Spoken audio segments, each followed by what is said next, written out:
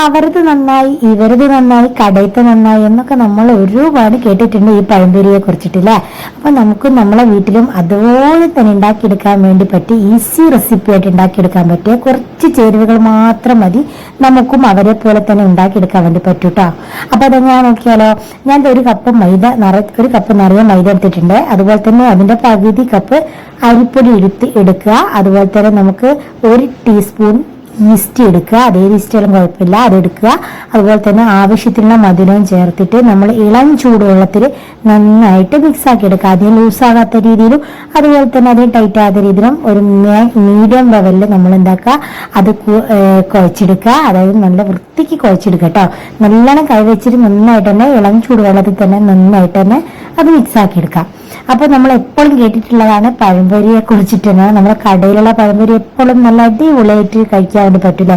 അപ്പൊ നമുക്കും അതുപോലെ തന്നെ ഉണ്ടാക്കിയെടുക്കാൻ പറ്റൂട്ടോ. വീട്ടില് നമ്മൾ അവരെ പോലെ തന്നെ ഉണ്ടാക്കിയെടുത്ത് നോക്കിയാലോ, നമുക്കൊന്ന് ടെസ്റ്റ് ചെയ്ത് നോക്കാം അല്ലെ. അപ്പൊ ഇതുപോലെ തന്നെ നിങ്ങൾ എന്താക്കുക, നന്നായിട്ട് മിക്സ് ആക്കി എടുക്കുക. എന്നിട്ട് നമുക്കിത് 1 മണിക്കൂർ നന്നായിട്ട് റെസ്റ്റ് ചെയ്യാൻ വേണ്ടി വെക്കണം.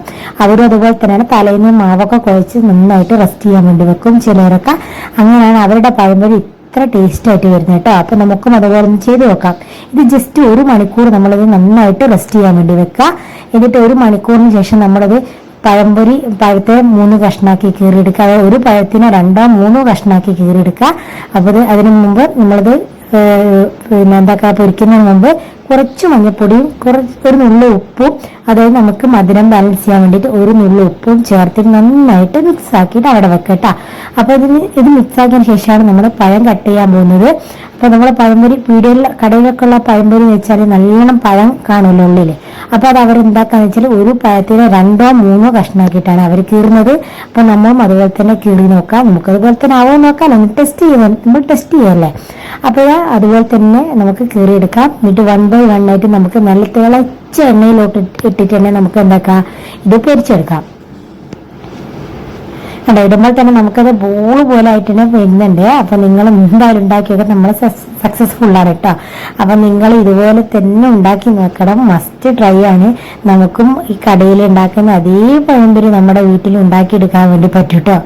അപ്പൊ ആരും ട്രൈ ചെയ്യാതിരിക്കരുത്, എല്ലാവരും ഉണ്ടാക്കി നോക്കണം. എന്നിട്ട് ഉണ്ടാക്കി നോക്കിയിട്ട് അത് മാത്രം പോരാ, അതിന്റെ ഫീഡ്ബാക്ക് അറിയിക്കാൻ വേണ്ടി മറക്കരുത് കേട്ടോ.